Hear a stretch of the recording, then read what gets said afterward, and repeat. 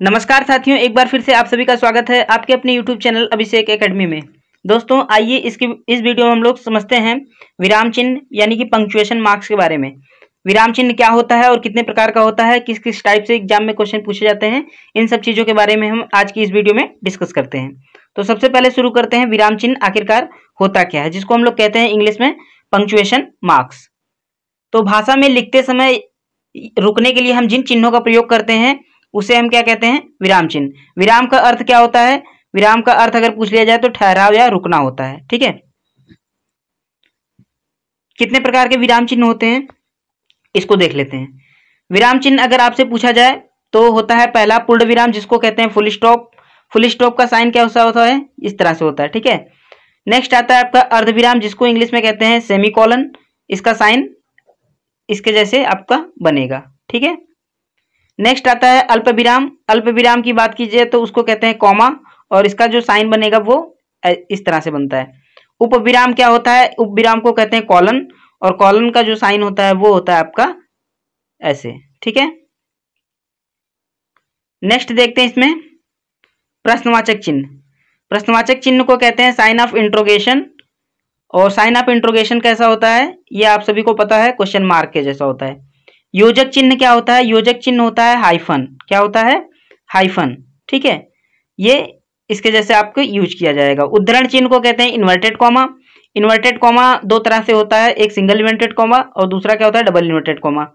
ठीक है, नेक्स्ट आता है आपका निर्देशक चिन्ह या रेखिका, जिसको हम लोग डैश भी बोलते हैं।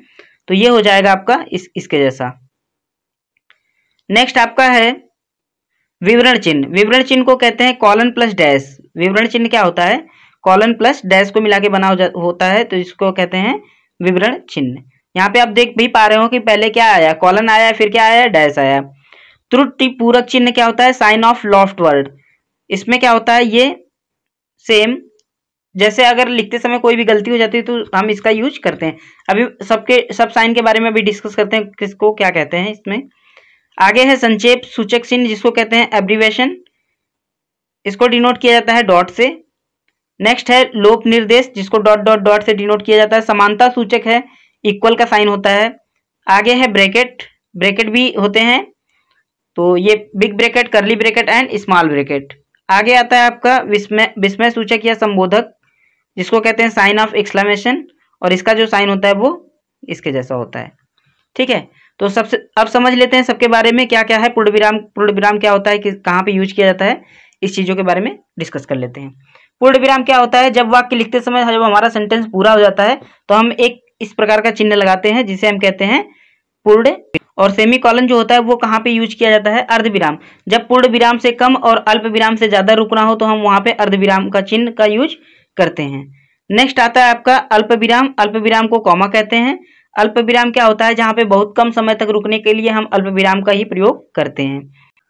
प्रश्नवाचक चिन्ह। प्रश्नवाचक चिन्ह का प्रयोग कहाँ पे किया जाता है? जब प्रश्न पूछने के लिए जिस चिन्ह को लगाया जाता है उसे हम क्या कहते हैं? प्रश्नवाचक चिन्ह कहते हैं। आगे है आपका योजक चिन्ह, जिसको हाइफन बोलते हैं। जब दो शब्दों को जोड़ने के लिए हम लोग कोई चिन्ह प्रयोग करते हैं तो वहां पे होता है योजक चिन्ह। ठीक है, इस तरह का चिन्ह हम लोग प्रयोग करते हैं। नेक्स्ट आता है उद्धरण चिन्ह, जिसको हम लोग कहते हैं inverted comma, single inverted comma और डबल इन्वर्टेड कॉमा होता है। ये क्या होता है उद्धरण चिन्ह? उद्धरण चिन्ह भी दो प्रकार का होता है, सिंगल इन्वर्टेड कॉमा और डबल इन्वर्टेड कॉमा, जिसको हम लोग दोहरा उद्धरण चिन्ह कहते हैं। सिंगल इन्वर्टेड कॉमा क्या होता है? किसी व्यक्ति के पदवी, उपनाम या किसी पुस्तक का नाम या शीर्षक आ गया तो वहां पे हम लोग सिंगल इन्वर्टेड कॉमा का यूज कर लेते हैं। नेक्स्ट आता है डबल इन्वर्टेड कॉमा का यूज कहाँ पे किया जाता है? तो डबल इन्वर्टेड जो कॉमा है उसका यूज हम लोग करते हैं, डबल इन्वर्टेड कॉमा का यूज करते हैं हम लोग जब किसी का स्टेटमेंट जो हो ज्यों कहते हो लिखना हो तो उसे हम डबल इन्वर्टेड कॉमा में ही लिखते हैं। नेक्स्ट आता है निर्देशक चिन्ह या रेखिका, जिसको डैश बोलते हैं। जब किसी बात का निर्देश देने के लिए या कोई उदाहरण या विवरण या कथन स्पष्ट करने के लिए कोई भी चिन्ह का हम प्रयोग करते हैं तो उसे हम कहते हैं डैश। ठीक है, क्या करने के लिए यूज करते हैं हम लोग? कोई एग्जाम्पल देने के लिए या किसी के स्टेटमेंट को स्पष्ट करने के लिए। नेक्स्ट आता है विवरण चिन्ह, कॉलन और डैश को मिला के बना होता है। ये क्या होता है? विवरण चिन्ह जो होता है इसका यूज हम लोग करते हैं किसी भी परिभाषा वगैरह को समझाने में, जैसे कि किसी के बारे में हेडिंग वगैरह हुई तो उसके बारे में लिखने के लिए हम लोग क्या करते हैं? विवरण चिन्ह का यूज कर लेते हैं। नेक्स्ट आता है त्रुटि पूरक चिन्ह। इसका यूज होता है अगर सेंटेंस लिखते समय, कोई वाक्य लिखते समय अगर आपसे कोई गलती हो गई या कोई सेंटेंस छूट गया है तो वहां पे हम त्रुटिपूर्वक चिन्ह साइन ऑफ लॉफ्टवेयर का यूज कर लेते हैं। नेक्स्ट आता है संक्षेप सूचक चिन्ह, इसको बोलते हैं एब्रीवेशन। डॉट का यूज होता है, जो फुल फॉर्म होते हैं या शॉर्ट फॉर्म में लिखने के लिए हम इसका यूज कर लेते हैं। लोप निर्देश क्या होता है, डॉट डॉट डॉट करके ये लिखा जाता है। नेक्स्ट आता है समानता सूचक, इससे आप परिचित होंगे, इक्वल का साइन है। ब्रैकेट है, ये आपको पता है ब्रैकेट का यूज कहाँ पे होता है, किसी का अर्थ बताने के लिए हम लोग ब्रैकेट का यूज कर लेते हैं। विस्मय सूचक चिन्ह या संबोधक चिन्ह क्या होता है, विस्मय सूचक चिन्ह या संबोधक चिन्ह की बात की जाए तो जहाँ पे हर्ष, आश्चर्य, क्रोध, शोक, दुख आदि भाव का प्रकट करने के लिए हम इन चिन्ह का प्रयोग कर लेते हैं। ठीक है, तो फ्रेंड्स कैसी लगी ये वीडियो, मिलते हैं नेक्स्ट वीडियो में, तब तक के लिए थैंक यू।